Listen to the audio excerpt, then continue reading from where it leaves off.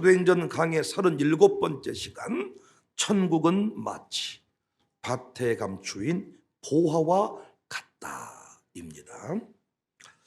우여곡절 끝에 바울의 일행은 드로아 항구를 떠납니다. 드로아에서 네아폴리까지 거리는 200km가 넘는데 이 거리는 100길로 적어도 5일이 걸립니다.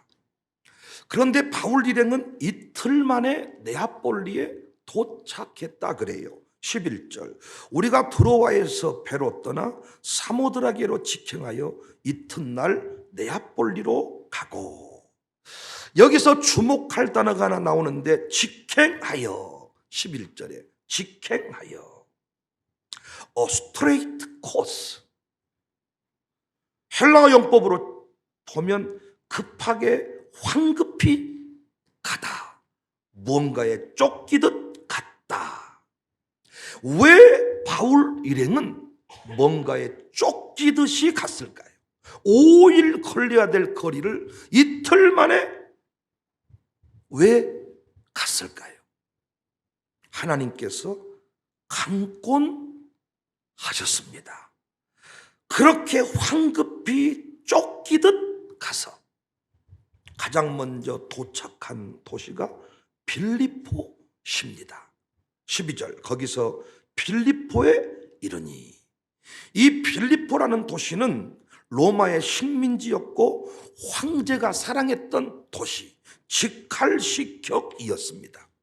빌립보라는 명칭은 알렉산더 대제의 아버지 필립 2세가 이 마게도냐 지역을 점령하고 이곳의 이름을 빌립보라 고쳤어요.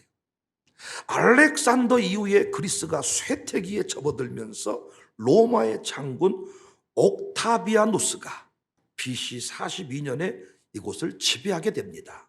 여기 옥타비아누스는 성경에서 아구수도 왕이다, 들어보셨죠? 아구수도 왕이다, 이렇게 이름합니다. 장군이었다가 나중에 황제가 된 사람입니다. 이 빌립보라는 지역은 전쟁을 통해서 뺏고 뺏기는 군사적 전략 요충지, 정치, 문화, 경제가 발달된 도시였습니다.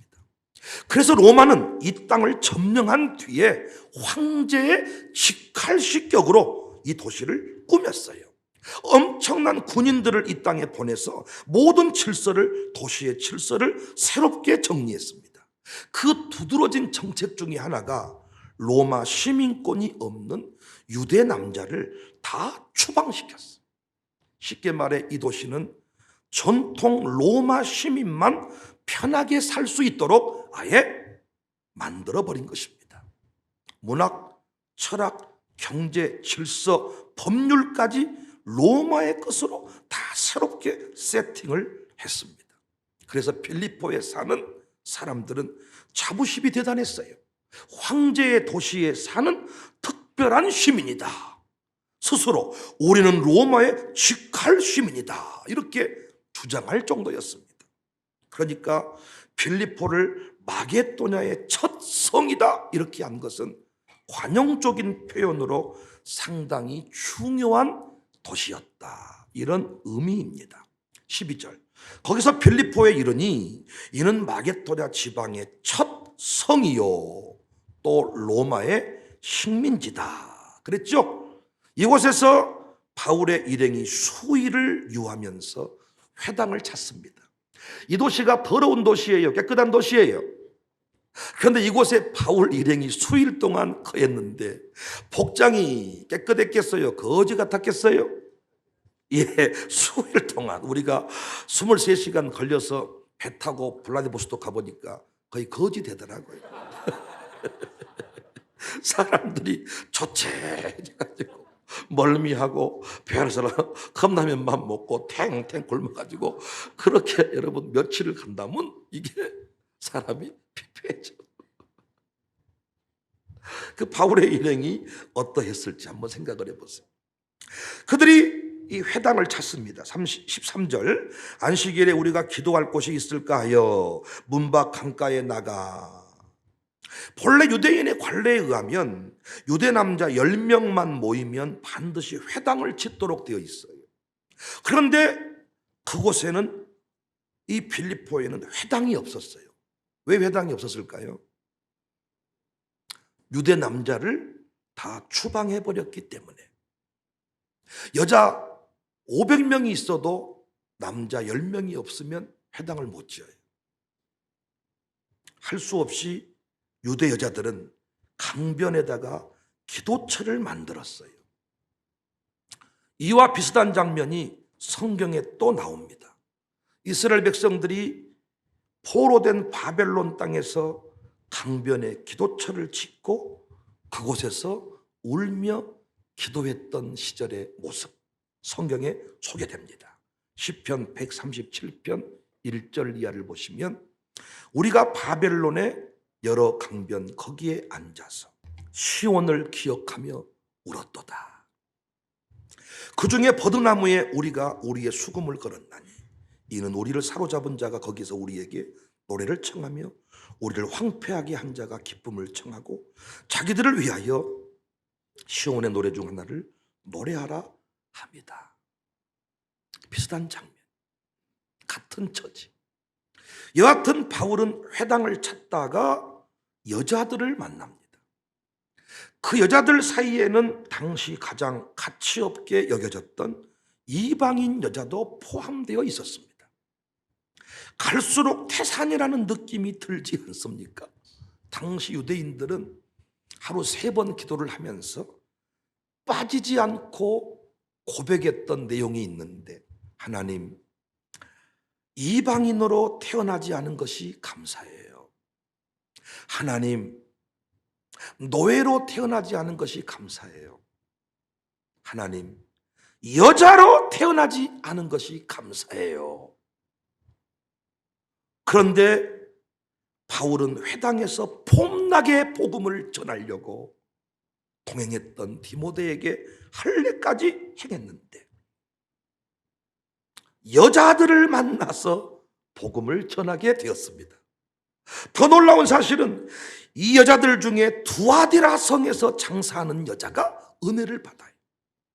14절, 두아디라 시에 있는 자색 옷감 장사로서 하나님을 섬기는 루디아라는 한 여자가 말을 듣고 있을 때 주께서 그 마음을 열어 바울의 말을 따르겠다. 급기야 그와 그 집이 다 세례를 받아요. 여기서 집이라는 말은 그 집안 가문 전체를 말합니다. 15절, 그와 그 집이 다 세례를 받고 그랬죠. 여러분은 이 장면을 보면서 어떤 생각이 드십니까? 혹자는 장사하는 사람을 붙여주니까, 이야, 돈 있는 사람은 그래도 붙여줬네, 이렇게 말하기 쉽겠지만, 설령 이 여자가 돈이 있을지라도 이방인이죠. 이방인은 당시의 개 수준입니다. 돌아보면 하나님이 강권하셔서 바울을 마게도냐로 돌이키셨습니다. 바울의 입장에서 빌립보 도시의 수준을 알았기 때문에 나름대로 기대가 있었을지 모릅니다. 당시 사람들의 의식 속에는 빌립보 안에 로마로 가는 길이 있다고 생각을 했어요. 그런데 바울의 기대와 달리 그 도시에는 회당이 없었어요. 또한 그 도시의 유력자를 만나서 복음을 전하게 된 것도 아니에요. 어떤 의미에서 생각지도 않았고 평상시 잘 만날 수도 없었던 이 여자들, 이방 여자가 복음의 열매로 드러나요. 저는 이 본문을 묵상하면서 갑자기 예수님의 말씀이 생각이 났습니다.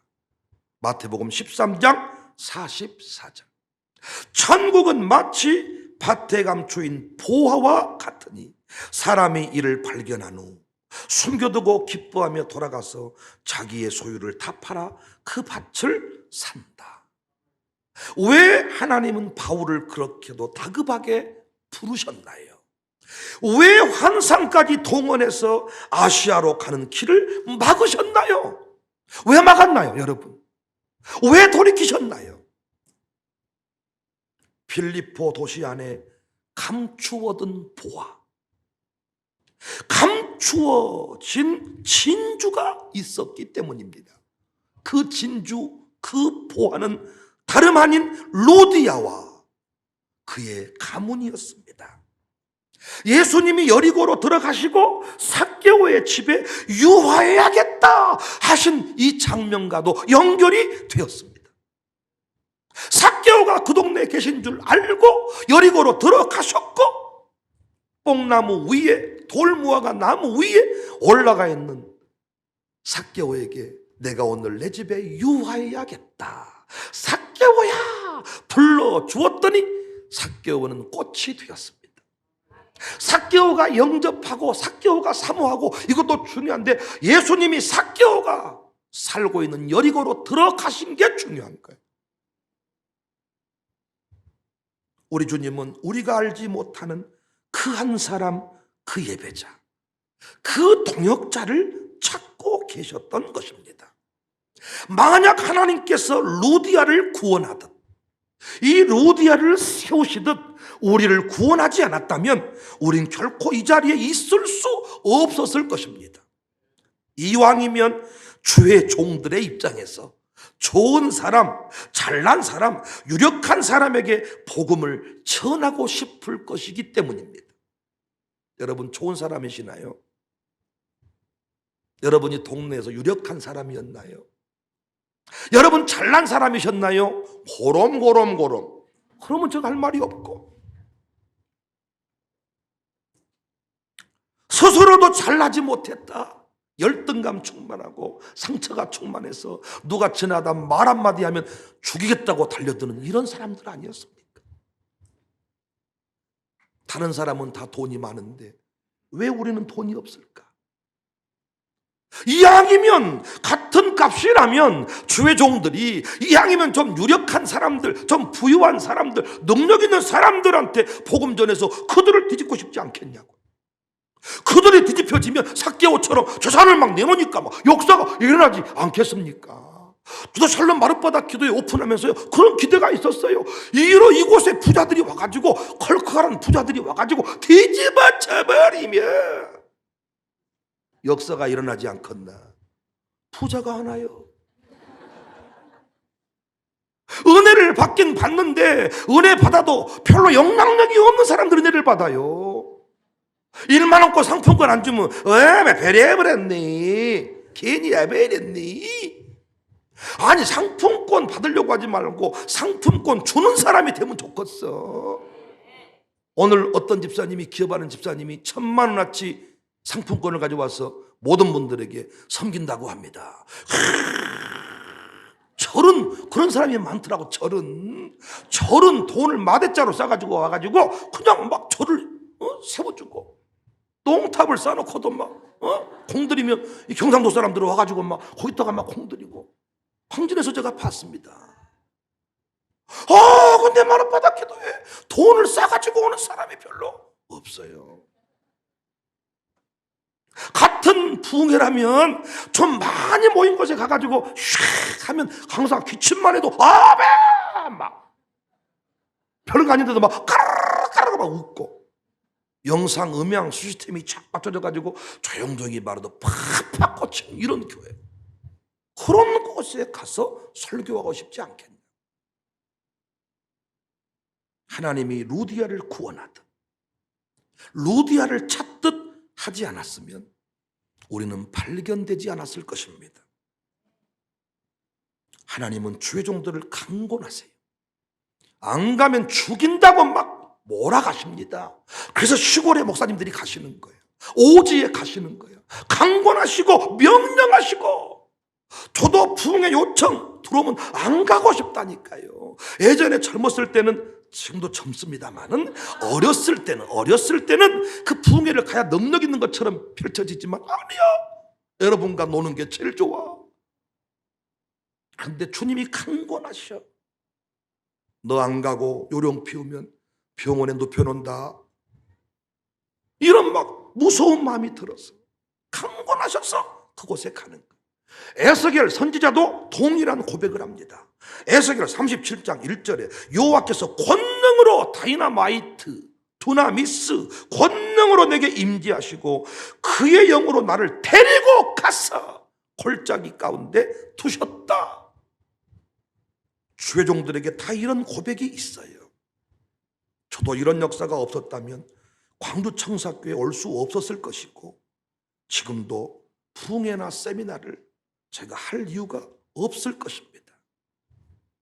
지난주에 저희 어머니가 전화가 왔어요. 아들아, 몸은 괜찮냐? 괜찮습니다. 목이 잠겼네. 내 아들 대단하네. 그러면서 지난주일에 나 혼자 뒤지게 울었다. 왜 울었어 엄마? 그랬더니 누구를 먹여 살리려고 저렇게 천국을 타니까 이래도 한 끼 저래도 한 끼인데 저렇게 몸을 아끼지 않고 달려다니까.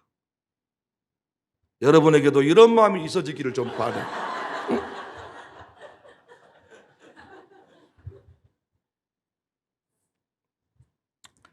솔직히 제가 즐기듯이 웃으면서 이 모든 일을 감당해서 그렇지 쉬운 일은 아닙니다. 내 몸의 모든 기가 다 빠져나간 느낌이고 진짜 집회 한번 갔다 오면 그 채워지는 시간이 꽤 많이 필요한데 요즘에는 그럴 만한 시간도 별로 없습니다. 하지만 분명한 사실은 하나님이 부르시고 하나님이 보내시니 하나님이 힘을 주시니 하나님이 가라고 하시니 갈 마음을 주시니 갈 수 있고 올 수 있습니다. 저는 지난 여수 백학교회 부흥회를 다녀왔어요. 여수에서 그렇게 크지 않는 작은 교회, 우리 백예진 사모 아버지 목사님이 개척해서 이제 후임 목사를 청빙하고 후임 목사가 한 3년쯤 됐나 열심히 목회하고 있는 교회, 제가 두 번째 부흥회를 갔습니다. 저는 그곳에서 참 귀한 두 가정을 만났는데 한 가정은 샬롬 유아스쿨 교사 이지온 집사라는 가정이고 또 다른 가정은 그 교회 협동 목사이신 부기온 목사 가정이었습니다. 유아스쿨 교사의 남편 김창근 집사는 극동방송 직원이더라고요. 외국에서 회계 관련 공부를 한 사람이에요. 그 아내는 교회 누나였어. 옛날에는 교회 오빠가 많았는데 요즘에는 교회 누나가 많아요. 교회 누나였고 유학 중에 잠시 귀국해서 누나한테 걸려가지고 이 결혼을 해서 학위를 못 받고 돌아온 케이스입니다. 외동아들이고 아버지는 재무 관련 일을 하고 있더라고요. 서울 사람이에요. 세종시에 근무하다가 여수 극동방송 직원으로 내려왔는데 아이들 유치원에서 그 교회 담임 목사 홍 목사 부부와 만났어요. 그 교회에서 비전을 나누고 서로 잘 지냈대요. 세종시에서 교회를 섬겼는데 여수 와서 섬길 교회를 찾습니다. 홍 목사가 자기 교회는 작은 교회니까 여수의 좋은 교회, 큰 교회를 소개해 줬대. 이런 교회 한번 가보십시오. 그 사람, 그들 부부가 자기 교회 나올 것 같지는 않으니까 큰 교회 소개해 줬대. 그런데 이들 부부가 자신들은 백합교회 부르심이 있다면서 그 교회에 등록을 했어요. 결국 샬롬 유아스쿨 교사가 된 거예요. 학생이라고 해본들 그 선생님 집 애 한 명, 목사님 아들 둘째 한 명, 그 목사님 자녀들 이름이 유엘이 라엘이, 우리 교회는 라엘이 유엘이잖아요. 거기에는 유엘이 라엘이, 두 명이 학생이에요. 그런데 그 교회 유아스쿨 교사가 됐어요. 이번 집회 때도 보니까 그 교사가 새벽 예배 나오고 그 교사가 반주하고 그 남편은 싱어하고 담임 목사님은 기타 치며 인도하면 옆에 아주 귀엽게 생긴 착하게 생긴 집사 하나가 싱어를 하는 거야. 누군가 봤더니 그 집사 남편이래. 부기원 목사님 가정도 특별하더라고요. 이 부기원 목사님은 시청 공무원 4급 승진을 앞두고 사표를 던졌어. 늘 주의종에 대한 부르심이 있었는데 아내가 강력하게 반대를 한 거예요. 국장 승진 앞두고 있는데 시청에서 전화 오고 난리 났대요. 그런데 이번에 승진하고 어디 자리를 옮기면 살아서는 못 돌아올 것 같더래. 자기 마음속에 너무 강력한 부르심이 있어가지고 사표를 내고 신학교에 갔어. 이 사모님은 40년간 교사로 근무하신 분, 이은주 사모님. 백합교회 장로이셨는데 목사가 됐고 은퇴 이후에 다시 내 남은 생애를 이 교회에서 섬기고 싶습니다. 그래서 그 교회 돌아와서 주일학교 교사를 하고 있더라고요. 홍 목사를 도와서 부목사 같은 부목사를 하고 있는 거예요. 이름도 부기온 목사여서 항상 부목사야. 자기는 항상 정교사를 해본 적이 없대. 부교사. 한참 그러면서 웃었어 서로가. 근데 홍 목사님이 이렇게 나이 드신 분이 교회 등록하면 어려울 수가 있잖아요. 조금 이렇게 어른 행세를 하면 힘들 수가 있잖아요. 그런데 코드가 둘이 맞는다는 거야. 나이 드신 그 목사님이 너무너무 좋다는 거야. 그리고 다른 사람들이 다 그 교회 담임 목사님 사모님이 샬롬스쿨 초등교사, 그 극동방송 직원 그 부인 집사가 유아스쿨 교사, 학교라고 세웠어. 교인들 스스로도 무슨 학교야? 학생 목사님 아들이래. 그 아들을 지 엄마가 가르친대. 그런데 교사래. 이렇게 하고 있어. 그런데 이 부기현 목사님 부부가 얼마나 입에 거품 물고 목사님을 지지하고 40년 내가 교직 생활했는데 샬롬스쿨 교육만큼 좋은 교육은 없습니다. 이렇게 외쳐준다는 거예요. 정작 그 교회 개척 멤버와 같은 분들은 부흥회 때도 못 나와. 비대면 예배를 드렸다가 대면 예배로 돌이켰는데 많은 분이 못 나왔는데 그 예쁘장한 그 서울 사람들이 홍 목사님 스스로도 우리 교회 안 올 거라 싶어서 큰 교회를 소개해줬는데 이 교회에 부르심이 있습니다. 이 교회에 섬기겠습니다. 그리고 교사가 돼가지고 담임 목사님은 전당 인도하고 그 교사는 반주하고 그 남편은 싱어하고 그 아들은 새벽 기도 자리에 앉아있고 내가 그 친구 보고 어린 그 유아스쿨 아이 보고 멋진 친구 그랬더니 그것이 마음에 새겨졌나 봐. 부흥회 끝나고 내가 돌아오려는 나보고 멋진 친구 잘 가. 이런 건방진 놈이 멋진 친구 잘 가. 잘 있어 멋진 친구. 제가 무슨 말 하고 싶냐? 무슨 말 하고 싶냐? 제가 깨닫는 사실. 하나님은 사명이 있고 세워야 될 영혼이 있을 때 그곳에 준비된 사역자들을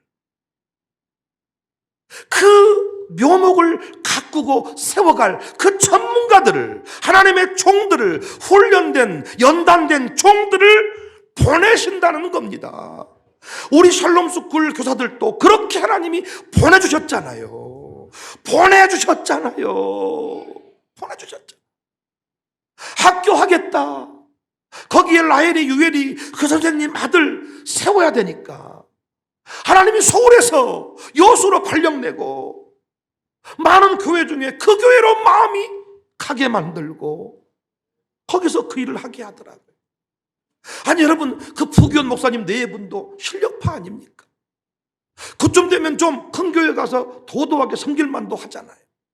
그런데 그 나이 드신 목사님이 얼마나 담임 목사님을 잘 섬기는지 아니 이 둘이 코드가 맞다고 너무너무 좋아한다고 너무너무 위로가 된다고 왜 그렇게 그 멋진 두 목사님 부부를 보냈을까? 그곳에 그 주일 학생들을 세워야 되기 때문에 하나님이 그곳에 보낸 줄로 믿습니다. 사랑하는 성도님들 우리 안에 사람에 대한 편견과 차별이 없기를 원합니다. 우리 교회 영혼 구원을 위해서라면 아멘 할 준비하세요. 어디든지 가고 어떤 것이라도 투자할 수 있는 교회이기를 원합니다. 여러분, 담임 목사가 영혼 구원을 위해서라면, 교회 부흥을 위해서라면 어디든지 가서 부흥회를 인도하고 세미나를 인도하는 그 일이 중단되지 않도록 응원해 주세요. 여러분도 그 일을 기뻐한다는 것을 보여주세요. 고독할 때가 있습니다. 저도 큰 교회만 부흥회 가고 싶어요. 좀 괜찮은 교회, 사이즈가 있는 교회만 가고 싶어요. 자체 움직이는 힘이 있어서 강사가 터치만 돌아가는 곳이 있습니다, 여러분. 하나님이 어느덧 이제는 10월 달만 해도 광주 교자시교회부터 광주 무등교회, 또 9월 마지막에는 대구 양산에, 대구 경산에 큰 교회, 이런 교회들을 연결시키지만 여전히 작은 교회, 개척교회, 힘든 교회, 예배를 드리고 싶지만 사람이 없어서 예배할 수 없는 교회. 이번에도 우리 교인들이 시간 달려왔어요. 헌금해주고 그 자리를 채워주니까 제가 부흥회를 할 수 있었어요. 첫날에 우리 청년들이 달려와서 그날 소고기를 여수 게장을 못 사주고 보내서 너무 마음이 아픈데, 이야, 제가 얼마나 힘이 됐는지 몰라요. 수요일 밤에 순수하게 그 교인들만 남았어. 아, 정말 막막했는데 하나님이 또 은혜를 주셔서 잘 마무리하고 돌아가. 어디 가든지 영혼 구원을 위해서라면, 부흥을 위해서라면, 블라디보스톡을 간다, 어디 영국을 간다, 미국을 간다, 어디를 하나님이 부르신 자리에 간다고 할 때 여러분이 쌈짓돈을 내어드리고 사역회 여러 가지 선교비를 내어주고 함께 할 수 있으면 함께 해주고, 함께 못하면 그 시간을 정해놓고라도 기도해주고 응원 문자라도 보내주고, 우리 교회 이런 교회가 될 수 있기를 바랍니다. 이곳에서 무슨 선한 것이 나겠느냐? 저 사람이 무슨 대단한 일을 하겠느냐? 어린이가 무슨 일을 하겠느냐? 이런 거 우리 이미 초월했지 않습니까? 우리는 누구든지 편견을 갖지 않습니다. 우리는 청년도, 우리는 어린이도, 우리는 가난한 사람도 누구든지 하나님이 세우시면 위대한 역사의 주인공이 될 것을 믿습니다. 그게 샬롬 스쿨의 입학 운영 정신이기도 했습니다. 우리는 성적표 보고 학생을 입학시킨 적이 없습니다. 하나님 주신 그 비전과 계획이 있으면 우리는 그 학생을 입학시켰습니다. 입학 전에는 그렇게 부모들이 눈물로 사정하더니 입학 딱 시킨 뒤로 부모님은 또 기도 안 할 때가 있고 놀고 먹더라고요. 졸업하면 끝입니까? 아닙니다. 우리가 샬롬 스쿨을 세워서 얼마나 많은 영혼을 구원했나요? 방과후 공방부터 시작된 다음 세대 교육의 장, 유아 스쿨, 우리도 학생 몇 명 안 됐잖아요. 샬롬 스쿨은 진짜 초등생 1명, 중학생 1명으로 시작을 했잖아요. 시작. 그런데 그곳에서 얼마나 많은 가정들이 세워지고 있습니까? 얼마나. 이 학교에 입학을 꿈꾸는 자들이 얼마나 많습니까? 최근에 등록하셨던 권사님도 신방했더니 기도 제목에 그 내용이 나와. 우리 손녀 샬롬 스쿨 입학할 수 은혜를 주십시오. 이런 학교가 됐어요. 이런 학교가. 우리 학교를 보려고 미국의 타일러 대학교 총장이 우리 학교에 방문하겠다잖아요. 총로대학은 어떻습니까? 무슨 일을 하겠냐? 제가 그곳에서 매일 신곡을 연습해서 노래 불러드렸잖아요. 그것이 무엇이겠느냐 했지만은 총로대학을 통해 얼마나 많은 영혼을 구원했습니까? 늘 기쁨 요양원은 또 어떻습니까? 이 땅에 그렇게 감격으로 예배드리는 요양원이 어디 있습니까? 그런데 다른, 오늘 또 말씀드렸지만 우리 정선아, 장종수, 우리 교회 등록 초부터 예배에 대한 감격, 찬송 부를 때 주보 안 넘기고 있습니다. 못 믿겠으면 관찰해 보세요. 감격. 편하게 살 수 있는 사람인데 숨질 때 되도록 예배하는 노년의 영혼들, 이곳이 뭐냐 하지 말고 하나님께서 그 영혼을 감동시켰어. 그 장종순 정선, 어제도 우리 양육사 모임 갖고 장종순과 잠깐 대화를 나눴는데 웃기지도. 카드 6개로 9천만 원을 막 돌려 메꾸면서 건축하고 어린이집을 포항에서 세웠는데 1년 지났을 때 뭐 80명, 2년 지나니까 150명, 이제 150명 넘어서면 그 어린이집이 먹고 살만하대. 250명 넘어서는 3년 차에 갑자기 이 정선아가 나 어린이집 그만하고 요양원 하러 가야 되겠다. 이 집을 팔아야 되겠다. 잘못 들은 줄 알았대. 장종순이 꼼짝 안 하니까 3개월 동안만 내놔보고 안 나가면 2월 달에 다시 하자. 12월 달에 팔려버리더라는 거예요. 보니까 죽을 고생하더라고. 코로나가 터져가지고 오도 가도 못하고. 이야, 보통 일이야. 하나님이 강권. 왜? 그곳에 구원할 영혼이 있더라고요. 그래서 우리 협동 목사님들도 장례 몇 번 참석하시더니 이야, 장종순 정선아를 진짜 선교사 취급해 줘야 되겠다. 제가 어떤 기업을 특혜를 주는 거 아니잖아요. 강권하셨어요. 추회종을 강권하더라고. 이왕이면 편하게 돈 벌고 싶고 편하게 살고 싶지요. 이왕이면 큰 교회 목회하고 싶겠지요.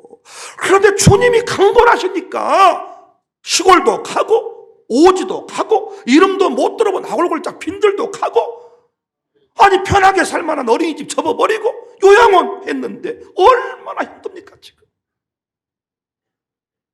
강권하셨어. 부디 우리 교회는 주님이 강권하시면 어디든지 가고. 몇 명 모이세요? 수조는 어떠세요? 갈게요.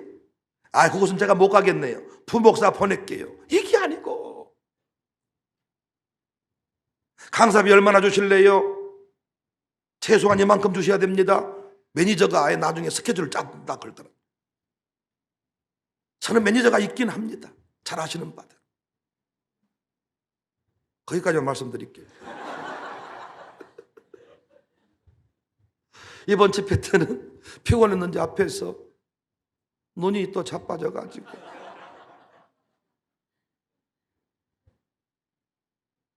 힘들죠, 힘들어. 불확실한 정보와 미진한 일처리와 늘 이렇게 장난치며 놀아요, 둘이. 왜 너를 보면 학대하고 싶냐? 왜 회장님들이 차 뒤에 타고 가다가 기사를 날라차기로 보는지 내가 많이 충동을 느낀다. 이것도 지가 그래. 목사님 뒤에 차라리 그 막대기를 하나 두세요. 매니저가 어떤 교회인지 따지고 강사비도 따지고 그래서 갈지 못 갈지 결정한다 그러더라고요. 저는 재정을 털어보고 항공료가 만들어지면 스케줄이 비어 있으면 순종하겠습니다. 그런 마음으로 여러분도 그런 자세로 이런 사람들하고만 가정교회 하겠습니다. 아닙니다. 그건 조금 후배들이 할 일이고 우리 교구사역장들, 여러분들은 그런 말씀 하시면 안 되지. 주님이 가라고 한 자리에, 목사님이 가라고 한 자리에 갈게요. 요즘에 차량 운행을, 새벽 차량 운행을 양육사들이 하기 시작했습니다. 했더니 어떤 양육사는 가정교회 식구들이 알아서 오는 가정들이 많아가지고 편해졌고, 어떤 가정교회는 뒤져버리고, 하나님의 은혜입니다 이렇게 말하는데 은혜로 느껴지지 않나? 난 죽고 있습니다. 노병환 집사님이 그 가정교회는 몇 명 차량 운행해야 된다 그러더라. 하나님의 은혜입니다. 맞습니다.